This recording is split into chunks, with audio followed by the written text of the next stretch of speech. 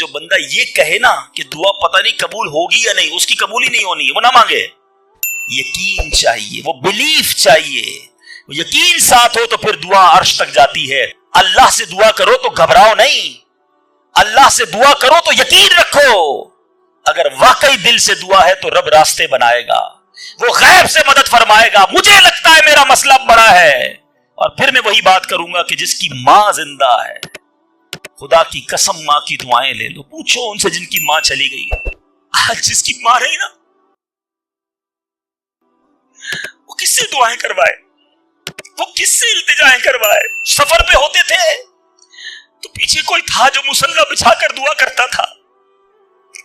ہر تھوڑے دنوں بعد پیغام آتا تھا، بیٹا کدھر پہنچے، بیٹا طبیعت کیسی ہے. ارے ماں سوچو تو صحیح، بیٹے کا کام تھا ماں سے پوچھنا کہ ماں تمہاری طبیعت کیسی ہے. ماں پوچھتی ہے بیٹا تم کیسے ہو.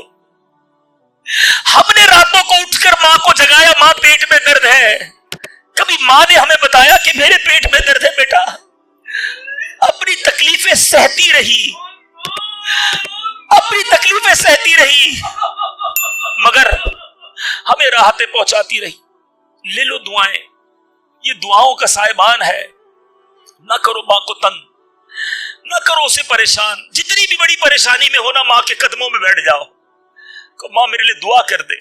تمہاری ماں نے دعا کر دی نا، یہ عرش تک جاتی. اور ایک اور بات بتا دوں، کچھ دعائیں وہ ہیں جو ہم کہتے ہیں ماں دعا کر دو، ابو دعا کر دی، الگ بات ہے، وہ کرتے ہیں. اتنی خدمت کرو کہ کہنا نہ پڑے، ماں خود دعا کرے یا اللہ میرے بیٹی کی خیر کر دے. ماں والد خود دعا کرے یا اللہ میرے بیٹے کے بگڑے کام بنا دے. پھر دیکھو کیا ہوتا ہے تمہارے ساتھ. اللہ کے حبیب علیہ الصلوۃ والسلام فرماتے ہیں، جس کا مضمون ہے جب کوئی فاسق، فاجر، گناہگار شخص اللہ کی بارگاہ میں دعا کرتا ہے، اللہ فرشتوں سے فرماتا ہے اس کا کام جلدی کر دو. کیوں؟ فرماتا ہے اس کا مانگنا پسند نہیں آ رہا، اس کی آواز اچھی نہیں، جلدی کام کر دو. اور فرمایا جب اللہ کا کوئی نیک بندہ، رب کا محبوب جب اللہ کی بارگاہ میں دعا کرتا ہے، اللہ فرشتوں سے فرماتا ہے ابھی اس کو نہ دینا، ابھی اس کا کام نہ کرنا، اس کو اور مانگنے دو، مجھے اس کا مانگنا بڑا پسند آ رہا. میں آپ سے پوچھتا ہوں خدا کی قسم، میں جو مانگوں وہ مجھے میرا رب دے دے، یہ اچھا ہے یا زندگی میں ایک دعا میں ایسی کروں کہ اللہ جبریل سے کہے کہ میرے بندے کا کام نہ کرنا، اس کو اور مانگنے دو، اے میرے فرشتوں اور مانگنے دو، مجھے اس کا مانگنا بڑا پسند آ رہا. کاش زندگی میں ایک دعا، مجھے بتاؤ نا میرا رب یہ کہہ دے کہ میرے بندے کی آواز مجھے پسند ہے، پھر تو میرا کام ہو گیا نا، میرے رب کو میں پسند آ گیا، اس سے بڑی کیا چیز ہے. مگر بدقسمتی ہے اس شخص کے لیے جو اللہ کی بارگاہ میں شکوہ کرتا ہے کہ میرا کام نہیں ہو رہا، میری دعا قبول نہیں ہو رہی. جلدی نہ مچایا کرو، اللہ پر بھروسہ رکھو. اور اب آخری بات سے اور آپ کا کلاؤڈ کلیئر ہو جائے گا. وہ لوگ جو کہتے ہیں پتہ نہیں میرے مسئلے حل کیوں نہیں ہو رہے، میں اللہ کی بارگاہ میں اتنا دعا کرتا ہوں مسئلہ حل نہیں ہوتا. سنو، اب میں آپ کو ایک لاجیکلی مثال دیتا ہوں یا عقلی مثال دیتا ہوں. آپ والد ہیں، آپ میں سے بہت سارے والد ہوں گے، کئی بڑے بھائی ہوں گے، آپ نے بچے پالے ہیں یا کئی ابھی بھی بچے والے ہیں. میں آپ سے سوال کرتا ہوں، آپ کا چھوٹا بیٹا ہو، اسمال چائلڈ، بیمار ہو جائے، گلا خراب، فلو، شدید کھانسی. اب وہ بچہ آپ سے ضد کرے کہ ابو جان میں نے آئس کریم کھانی ہے، میں نے ٹھنڈا شربت پینا ہے، کھانسی بھی ہو رہی ہے، بتائیے آپ پلائیں گے اس کو؟ جواب دیجئے. سب منع کر رہے ہیں نہیں پلائیں گے نا. اچھا اب وہ بچہ رونا شروع کر دے، آپ کے بالکل سامنے بیٹھے، چیخے مار رہا ہے، رو رہا ہے، آپ کا ایک دوست بھی ساتھ بیٹھا ہے، وہ ابھی آیا، دیکھا بچہ رو رہا ہے آئس کریم کے لیے، باپ کہہ رہا نہیں کھلاؤں گا. اب دوست کیا کہے گا؟ یار کیسے والد ہو، بچہ رو رہا ہے کھلا دو نا آئس کریم. اس کو پتہ نہیں ساری بات. تو آپ اس کو کیا ریپلائی دیں گے؟ آپ کہیں گے میں والد ہوں، مجھے پتا ہے بچے کو کب کیا دینا ہے، ابھی آئس کریم کھلا دوں گا تو گلا خراب ہو جائے گا، یہ اور بیمار ہو جائے گا. اس کو آئس کریم دینا اس سے محبت نہیں ہے، دشمنی ہے. ایسا ہی ہے؟ ذرا بات میرے ساتھ رہیے گا. اب بڑی دل پر ہاتھ رکھ کر میری بات سننا. تم والد ہو، تمہیں پتا ہے بچے کو کب کیا دینا ہے، میرے خالق کو نہیں پتا مجھے کب کیا دینا ہے. میں مانگ رہا ہوں یا اللہ روزی میں برکت دے، وہ نہیں دے رہا. میں مانگ رہا ہوں یا اللہ اولاد دے، وہ نہیں دے رہا. میں گر گڑا رہا ہوں یا اللہ کرائے کے مکان میں ہوں، اپنا مکان دے دے، وہ نہیں دے رہا. اے مولا میں فلاں ملک میں جانا چاہتا चाहता हूं, वीजे लगाना चाहता हूं, नहीं मिल रहे वीजा। अरे क्यों यकीन नहीं रखते? जितने इधर बैठे हो मैं आपसे पूछता हूं, कौन है जो ये कहता है मेरी मां मुझसे मोहब्बत नहीं करती? अरे मां तो वो हस्ती है जो अपने सुख कुर्बान करके हमें सुखी करती है। सारी रात हमारे लिए जागने वाली हमारी मां है। तो जो मां तकलीफ नहीं दे सकती, वो माओं से ज्यादा प्यार करने वाला कैसे हमारी दुआ कबूल नहीं करेगा?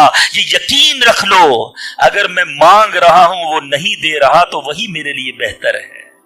मेरा काम नहीं हो रहा ना, वही मेरे लिए बेहतर है। जो औलाद की तमन्नाई है, नहीं मिल रही औलाद, यकीन कर लो कि मेरे लिए औलाद बेहतर नहीं। पूछो उन माँ बाप से जिनके बच्चे मार कर उन्हें घर से निकाल देते हैं। वो कहते काश बच्चा पैदा ही ना होता, बेटे ने मारा है मुझे, बेटे ने घर से निकाल दिया। ऐसी औलाद नहीं दुनिया में। उन माँ बाप से पूछो, क्या पता आपके मुकद्दर में वैसी ही औलाद हो।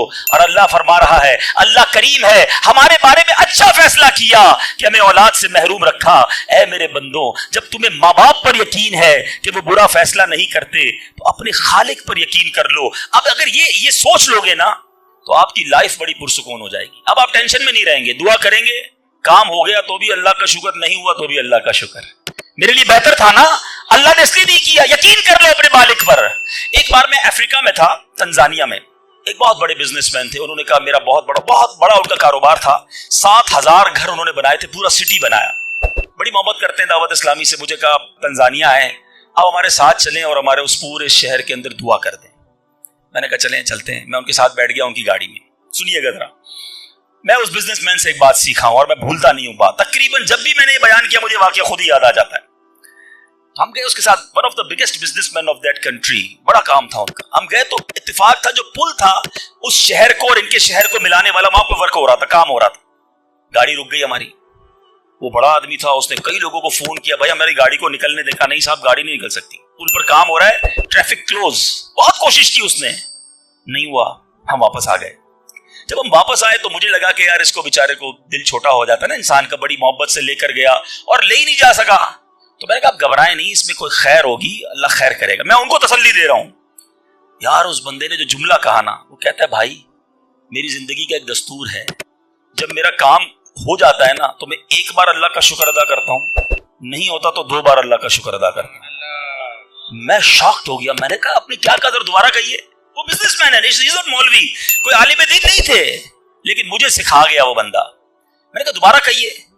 कहते, जब मेरा काम हो जाता है ना, मैं एक बार अल्लाह का शुक्र अदा करता हूं, जब नहीं होता तो मैं 2 बार अल्लाह का शुक्र अदा करता हूं। मैंने कहा, ये क्यों? कहते, नहीं किसने किया, काम नहीं हुआ तो किसकी मर्जी से हुआ, हम दोनों का जाना वहां ठीक ही नहीं था। जब ही रोड बंद हो गया, अल्लाह ने जो किया मेरे मालिक ने बेहतर किया। मैंने कहा, यार आप कमाल की शख्सियत हो। मैं इतना खुश हुआ उस बंदे से। ये फॉर्मूला याद कर लो, लाइफ पुरसुकून हो जाएगी। जो मांगो मिल जाए, या अल्लाह तेरी मेहरबानी, जो ना मिला या अल्लाह फिर भी तेरी मेहरबानी। तू मेरे मां से ज्यादा मुझे चाहने वाला है, बेहतर था जब तो नहीं दिया। अच्छा, अब दुआ के कुछ आदाब भी सुन ले। दुआ कबूल ना होने का एक सबब हराम रोजी भी है। हदीस के अल्फाज है, हराम खोर की दुआ कबूल नहीं होती। बंदा हराम भी खा रहा है, सूद का काम भी कर रहा है, मिलावट भी कर रहा है, झूठ बोलकर रोजी भी कमा रहा है, कहता है दुआ क्यों कबूल नहीं होती? एक बार हजरत मूसा नबीना अलैहिस्सलाम ने एक शख्स को देखा, बड़ा रो रहा था, बड़ा गिड़गिड़ा रहा था, या अल्लाह मेरी दुआ कबूल कर ले, या अल्लाह मेरी दुआ कबूल कर ले। हजरत मूसा ने देखा, अल्लाह से अर्ज की, मौला तेरा बंदा कितना रो रहा है, गिड़गिड़ा रहा है, मेरे मालिक इसकी दुआ कबूल कर ले। इरशाद हुआ, ए मूसा, ये इतना रोए कि रोते रोते मर जाए, इतने हाथ उठाए कि इसके हाथ आसमान को छू लें। ए मूसा, मैंने इसकी दुआ कबूल नहीं करनी। अर्ज की, मौला क्या वजह है? इरशाद हुआ, ए मूसा, ये खाता हराम है, इसने जो लिबास पहना ये हराम है। सोचिए, अल्लाह के नबी सिफारिश कर रहे हैं, अल्लाह इसकी दुआ कबूल कर ले, मगर हराम खाने वाले की दुआ कबूल नहीं होती। अपनी रोजी पाकीज़ा करो। आप में सारे चाहते हैं ना मुस्तजाबुद दावत बन जाए। मुस्तजाबुद दावत के माना क्या है? जिसकी सारी दुआएं कबूल हो, सब चाहते हो ना। हजरत साद बिन नबी वकास ने प्यारे आका से सवाल किया, क्या ब्यूटीफुल क्वेश्चन कर लिया, हमारे काम सीधा हो गया। आका से अर्ज की, या रसूल अल्लाह, मैं मुस्तजाबुद दावत बनना चाहता हूं, I want to be a मुस्तजाबुद दावत।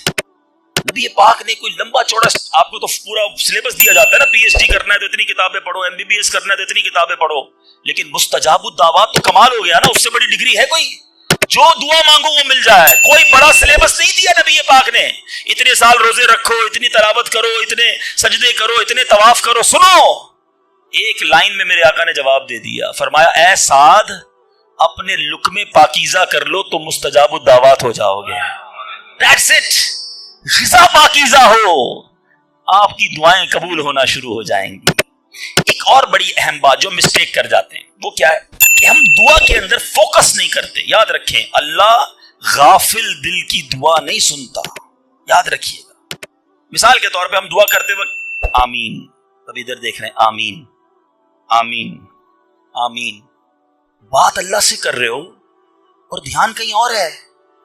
اس کو میں آپ کی ایگزامپل دیتا ہوں. آپ میں سے کئی ٹیچرز بیٹھے ہوں گے, پروفیسر بیٹھے ہوں گے, سیٹھ بیٹھے ہوں گے, والد بیٹھے ہوں گے. آپ کا اسٹوڈنٹ آپ کے سامنے بیٹھا ہے, آپ کا بیٹا آپ کے سامنے بیٹھا ہے, آپ کا ماتحت آپ کے سامنے بیٹھا, آپ اس کو بڑا کوئی بات سمجھا رہے ہیں, بیٹا دیکھو یوں کرنا یوں کرنا ہے. وہ کبھی ادھر دیکھے, کبھی ادھر دیکھے, کبھی موبائل نکال لے. کیسا لگے گا آپ کو؟ کمال ہے یار, میں تم سے بات کر رہا ہوں اور تمہارا دھیان کہیں اور ہے. توجہ سے سنو. آپ کو برا لگتا ہے آپ کا بچہ آپ کی بات نہ سنے. تم رب کی بارگاہ میں ہاتھ اٹھا کر دھیان کہیں اور ہے, کدھر سے دعا قبول ہوگی؟ یہ بے ادبی ہے. بارگاہ الہی میں حاضر ہیں تو بس فوکس, پتا چلے میں کس کے دربار میں ہوں, آنکھیں جھکی ہوں, ادب سے بندہ بیٹھے وضو کر کے, اس کا خیال مالک کے دربار کی طرف ہو کہ غلام ایک مجرم بادشاہ کے دربار میں ہاتھ اٹھائے, بھکاری بن کر حاضر ہوا ہے. پھر دیکھیں کیسے عطا ملتی ہے. ایک اور مسٹیک دعا قبول نہ ہونے کا ایک سبب, اور وہ ہے یقین. ایک بڑا پرابلم یہ ہے, بندہ کہتا ہے یار چلو مانگ لیتے ہیں, باقی ہوتی نہیں اپنی دعا قبول. ایک واقعہ مجھے یاد آیا. ایک بار ایک گاؤں میں بارش نہیں ہو رہی تھی, بڑا زبردست قحط. گاؤں والوں نے طے کیا چلو مل کر ذرا دعا کرتے ہیں, نماز استسقاء وغیرہ پڑھتے ہیں. گاؤں کے سارے لوگ جمع ہوئے, ہزاروں کا مجمع. کئی سالوں سے اس گاؤں میں بارش ہی نہیں ہوئی, پتے پتے کو بوند بوند کو لوگ ترس رہے. قحط. ایک نوجوان, ایک ینگسٹر آیا, ہاتھ میں اس کی چھتری ہے. سارے گاؤں والے ہنسنے لگے کہ اللہ کے بندے, کئی سالوں سے ایک قطرہ پانی کا نہیں گرا, تم چھتری لے کر آئے ہو. اس نوجوان نے کمال کا جواب دیا کہ جس سے مانگنے آئے ہیں وہی تو برسانے والا ہے. اب اگر اس نے برسا دی تو کیا بھیگتے ہوئے جاؤں گا؟ اب ہوا یہی. کتاب میں لکھا سب نے دعا مانگی, نوجوان کے یقین کی برکت سے دعا کے دوران موسلا دھار بارش شروع ہو گئی. سارا گاؤں بھیگتے ہوئے گیا, نوجوان چھتری کے نیچے چلتا ہوا جا رہا ہے. یقین ہوگا تو کام ہوگا. دعا پر یقین نہیں, اللہ پر ہی یقین نہیں ہے تو کام کیسے ہوگا؟ یہ تو چند میں نے آداب بیان کر دیے. اب میں دو بڑی اہم باتیں کرنا چاہتا ہوں کہ دعا جو ہے نا ماں باپ کی, وہ بڑی امپورٹنٹ ہے. بعض اوقات ہم سمجھتے کہ یار کام نہیں ہو سکتا میرا, بڑا ٹپیکل ہے, میں بڑی مشکل میں پھنس گیا ہوں, میرے مسائل بہت ہیں, یہ مسئلہ حل ہو ہی نہیں سکتا, میں اتنے بڑے قرضے میں آ گیا ہوں کہ وہ قرضہ کیسے اترے گا؟ میں ساری زندگی نوکری کرتا رہوں, قرضہ تو نہیں اترنا. میری یہ بیماری ڈاکٹر کہتے ٹھیک ہی نہیں ہوگی. یہاں آ کر ہمارا کانفیڈنس شیک ہو جاتا ہے, ہم اللہ سے بھروسہ اٹھا لیتے ہیں, ہمیں لگتا ہے نہیں یار یہ پرابلم سالو نہیں ہو سکتا. آج ایک بات سیکھ کر جانا, جو پرابلم آپ کے سامنے بہت بڑا ہے نا وہ آپ کے لیے بڑا ہے. ان اللہ علی کل شیء قدیر, میرا مالک جب چاہے جیسے چاہے حکم فرمائے اور مسئلہ حل ہو سکتا ہے. اب میں آپ کو اس کو لاجیکلی سمجھاتا ہوں. ایک آپ نے دیکھا ہوگا آپ کے گھر میں چونٹیاں چلتی ہیں, بازوں کا چونٹیاں ہوتی ہیں نا. اب چونٹی جا رہی ہے, آپ اس کے سامنے سیب رکھ دیں. اب چونٹی کی طرف رہ کر سوچیں, چونٹی دیکھے گی اتنی بڑی چیز سیب, چونٹی کے لیے وہ سیب پہاڑ ہے, چونٹی ہٹا سکتی ہے اس کو؟ نہیں. وہ کیا کرے گی؟ کھڑی رہے گی یا تو راستہ بدل دے گی. یار اتنی بڑی چیز سامنے آ گئی, میں تو کچھ نہیں کر سکتی. وہی سیب آپ واپس اٹھا کے جیب میں رکھ لیں, چونٹی کا راستہ کلیئر. بات سمجھ رہے میری؟ سیب چونٹی کے لیے کیا تھا؟ پہاڑ. آپ کے لیے کیا ہے؟ سیب. آپ نے اٹھایا واپس جیب میں رکھ لیا, چونٹی کے سامنے سے پہاڑ ہٹ گیا. جو پرابلم میرے اور آپ کے سامنے ہے نا, میرے لیے پہاڑ ہے, آپ کے لیے پہاڑ ہے. آپ کو لگتا ہے سالو بھی نہیں ہو سکتا. ان اللہ علی کل شیء قدیر, وہ جب چاہے جیسے چاہے, منٹوں میں, منٹ بھی زیادہ ہے, سیکنڈوں میں پرابلم سالو کرتا ہے. دل سے دعا مانگو. اب میں آپ کو ایک واقعہ سنا, ایک ڈاکٹر کا بڑا ہی زبردست واقعہ میں نے کتاب میں پڑھا. ڈاکٹر احمد اس شخص کا نام تھا. ایک کنٹری میں وہ بڑا زبردست ڈاکٹر تھا اور one of the biggest doctor of that country. حکومت نے پلان کیا کہ اس ڈاکٹر کو کنٹری کا سب سے بڑا ایوارڈ دینا ہے, سب سے بڑا انعام. ایک سیمینار مقرر کیا گیا, اس کو ایز اے اسپیشل گیسٹ مہمان خصوصی بلایا گیا. کہا دنیا بھر سے لوگ بلائیں گے, پاکستان کے یا اس ملک کے بڑے لوگ آئیں گے, آپ کو گفٹ دیا جائے گا, آپ کو ایوارڈ دیا جائے گا. ڈاکٹر صاحب بڑے خوش کہ میرے اعزاز میں اتنی بڑی تقریب. مثال دیتا ہوں, ان کی منڈے کو تقریب تھی, سنڈے کو انہوں نے فلائٹ بک کر لی کیپٹل جانے کے لیے, دارالحکومت میں جانے کے لیے. سنڈے کو جب فلائٹ ٹیک آف ہوتی ہے, بڑے خوش ہیں ڈاکٹر صاحب کے لائف ٹائم ایک ایسا ایوارڈ مجھے ملنے والا ہے جو پوری زندگی میں نہیں ملا مجھے. فلائٹ ٹیک آف ہوئی اور جہاز جو ہے وہ جیسے ہی ٹیک آف ہوا تھوڑی دیر بعد موسم خراب ہو گیا. جہاز میں بڑے ہچکولے آنے لگے, بڑی گھبراہٹ ان کو ہو گئی. ایسا لگا کہ جہاز کہیں حادثے کا شکار نہ ہو جائے. کیپٹن نے اعلان کیا کہ جہاز میں کوئی فنی خرابی ہے, موسم بھی بڑا خراب ہے, ہمیں کسی چھوٹے سے ایئرپورٹ پر جہاز اتارنا پڑے گا. اس جہاز کو ایک چھوٹے ایئرپورٹ پر خیریت سے لینڈ کروایا گیا. سب لوگوں نے سکون کا سانس لیا. ڈاکٹر صاحب پریشان تھے کہ مجھے آج کسی صورت بھی کیپٹل دارالحکومت پہنچنا ہے, کل ایوارڈ میرے لیے ہے, ساری دنیا آنی ہے اور میں نہیں پہنچ سکا. ڈاکٹر صاحب ویٹ کرتے رہے کہ اب کب اڑے گا. ایئرپورٹ کے عملے نے کہا کہ حضور آج جہاز نہیں اڑ سکتا, یہ جہاز میں ایسی خرابی ہے, ہمارا ایئرپورٹ بھی بہت چھوٹا ہے, ہمارے یہاں کوئی ٹیکنیکل اسٹاف نہیں ہے, یہ کل ہو سکے گا. ڈاکٹر صاحب کہے میں مر جاؤں گا, بہت بڑا پرابلم ہو جائے گا, مجھے کل بہت بڑا ایوارڈ ملنا ہے, مجھے کیپٹل پہنچنا ضروری ہے. دیکھیں اگر آپ نے واقعی وہاں پہنچنا ہے نا تو اس کا آسان حل یہ, آپ گاڑی کرائے پہ لیں, جہاں جانا ہے وہ 6-7 گھنٹے کی ڈرائیو ہے, آپ رات تک پہنچ جائیں گے, آپ جہاز کا انتظار نہ کریں. ڈاکٹر صاحب کو مشورہ سمجھ آیا, رینٹا کار لی, گاڑی ڈرائیو کرنا شروع کی. سارے راستے میں بارش, بجلی چمک رہی ہے, اکیلا ڈرائیور گاڑی چلا رہا ہے. ڈاکٹر صاحب اچانک اس کو سمجھ ہی نہیں آئی, راستہ پہلی بار تھا, وہ کسی ان نون راستے پر چڑھ گیا, موٹر وے سے اتر کر کسی چھوٹے راستے پہ چلا گیا. چلتے چلتے چلتے بارش زبردست, بھوک زیادہ لگی. ڈاکٹر کو احساس ہو گیا کہ میں غلط راستے پر آ گیا. اب بارش بھی اتنی, بھوک سے برا حال. دیکھا ایک چھوٹا سا گھر, اس میں بلب جل رہا تھا. اس ڈاکٹر نے گاڑی وہاں پارک کی, دروازہ نوک کیا. ایک بوڑھی خاتون باہر نکلی. کہا بیٹا کون ہو؟ کہا ماں جی راستہ بھول گیا ہوں, بارش بہت ہے. کہا بیٹا اندر آ جاؤ. اس خاتون نے جو گھر میں کھانا بنا تھا ڈاکٹر کو پیش کیا. ڈاکٹر احمد کو بھوک بڑی لگی تھی, کھانا کھا لیا. اب اس بوڑھی ماں کے پیچھے ڈاکٹر نے دیکھا ایک جوان بیٹا بستر پر لیٹا ہے. کہا ماں جی یہ کون ہے؟ کہا بیٹا میرا پوتا ہے, شدید بیمار ہے. میں غریب عورت ہوں مگر میرے پوتے کو جو میری زندگی کا سہارا, ایک ایسی بیماری ہو گئی ہے, ہمارے گاؤں میں نے کئی ڈاکٹروں کو دکھایا ہے.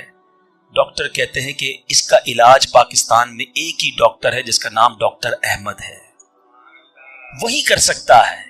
بیٹا ہر نماز کے بعد دعا کرتی ہوں کہ اتنے پیسے جمع ہو جائیں کہ میں اپنے اس معذور بیٹے کو ڈاکٹر احمد کے پاس لے جاؤں. تم مجھے مسافر لگتے ہو, ذرا تم بھی دعا کر دو میرے بیٹے کا علاج ہو جائے. ڈاکٹر احمد دسترخوان پر بیٹھ کر رونے لگا. کہتا ہے ماں جی میرے جہاز کا خراب ہونا, چھوٹے ایئرپورٹ پر اترنا, میری گاڑی کا راستہ بھولنا اور آپ ہی کے دروازے پر آ کر کھڑے ہونا, یہ فقط آپ کی دعاؤں کا ثمرہ ہے. میں ہی ڈاکٹر احمد ہوں, آج آپ کے گھر میں آ گیا ہوں, میں آپ کے بیٹے کا علاج کروں گا. یہ ہے دعا. اور آخری بات آج کے بیان کی کہ کبھی کسی کی بد دعا نہ لینا. دعا اثر رکھتی ہے نا تو بد دعا بھی اثر رکھتی ہے.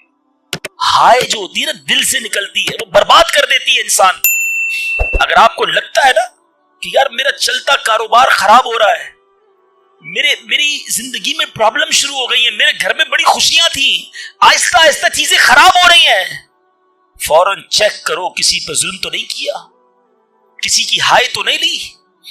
ایک بار میں نے ایک واقعہ, اسی کتاب میں یہ واقعہ بھی پڑھا کہ ایک مچھیرا تھا اور ایک پولیس والا کوتوال اس مچھلی بازار میں گیا اور اس نے دیکھا بڑی تازہ مچھلی مچھیرا بیچ رہا ہے. کہا کتنے کی ہے دکھاؤ ذرا. کہا صاحب اتنے 100 روپے کی ہے. کہا کبھی ہم نے کسی کو پیسے دیے؟ مچھلی چھینی اور چلا گیا.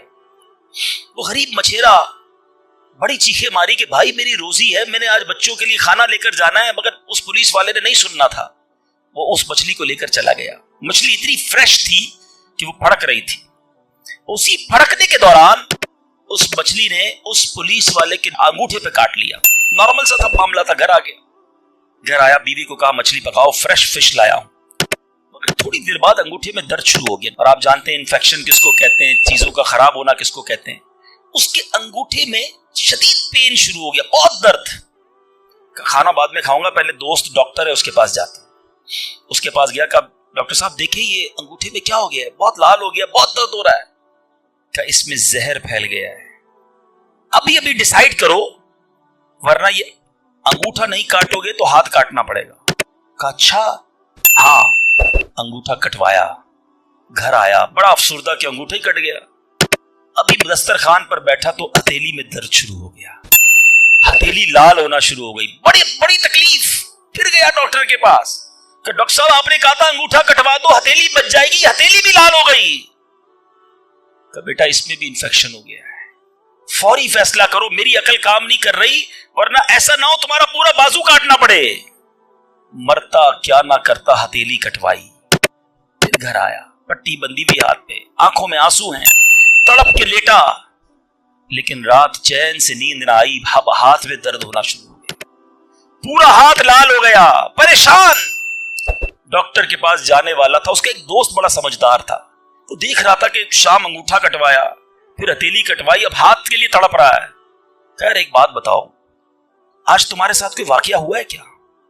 تم نے کوئی کام کیا ہے؟ کہتا ہاں، میں ایک غریب مچھیرے سے مچھلی چھین کر آیا ہوں. وہ روتا رہا، میں اس کا جواب میں نے نہیں دیا. وہ دوست بڑا سمجھدار تھا، کہ جلدی کرو اس مچھیرے سے معافی مانگو ورنہ ایک ایک کر کے پورا جسم کٹ جائے گا. راتوں رات دونوں دوست بھاگے، اس مچھیرے کا گھر ڈھونڈا، آدھی رات کو اس کے گھر پہنچے اور اس پولیس والے نے ہاتھ جوڑ کر کہا کہ دیکھو میرا ہاتھ کٹ گیا ہے، مجھے اللہ کے واسطے معاف کر دو. اور مزے کی بات یہ ہے غریب کا دل بہت بڑا ہوتا ہے، ظلم بھی ہوا تھا پھر بھی اس نے کہا جا میں نے تجھے معاف کیا. اس دوست بڑا سمجھدار تھا، اس نے مچھیرے کو پکڑ لیا. کہا ایک بات تو بتاؤ، جب یہ تم سے مچھلی چھین کر گیا تم نے کچھ کہا تھا کیا؟ کہتے ہاں میں نے اللہ کی بارگاہ میں دعا کی تھی کہ یا اللہ میں کمزور ہوں، یہ بندہ مجھ پر ظلم کر کے میرے بچوں کی روزی لے گیا ہے، میں اس کا کچھ نہیں بگاڑ سکا. اے اللہ میرا بدلہ تو نے لینا ہے، اے اللہ میرا بدلہ تیرے ذمہ ہے، اب تو اپنی قدرت سے میرا بدلہ لیجیو. اے میرے میٹھے اسلامی بھائی، یاد رکھنا، ہائے نہ لینا کسی کی، تکبر نہ کرنا کہ میں بڑا کرو فر والا ہوں، میں انجینئر، میں ڈاکٹر، میں پروفیسر، میں سیٹھ. آج آپ کچھ بھی ہیں، یہ اللہ نے آپ کو دیا ہے. ایک ہائے لگ گئی نا، اللہ کے کسی بندے کو تکلیف پہنچا دی اور اس نے ہاتھ اٹھا دیے. یہ دعا بڑی کمال کی چیز ہے، طوفان ٹال بھی دیتی ہے اور برباد بھی کر دیتی ہے. بربادی سے بچنا